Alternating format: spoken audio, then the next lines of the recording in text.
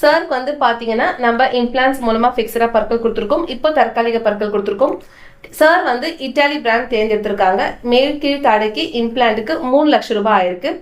தாடை எலும்பு மிக குறைவாக இருந்ததுனால மேல் கீழ் தாடையில் சாருக்கு நம்ம டைட்டானியம் பார் பார் கொடுத்துருக்கோம்.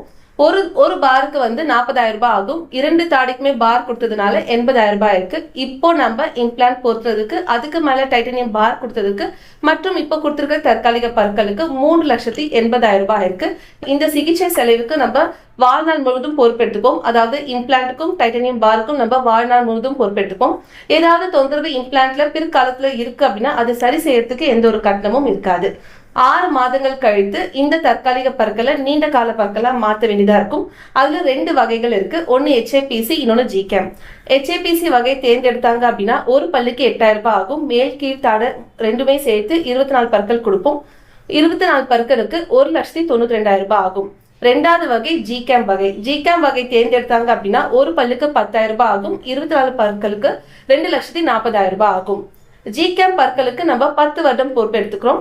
HAPC பற்களுக்கு நம்ம 8 வருடம் பொறுப்பெடுத்துக்கிறோம்.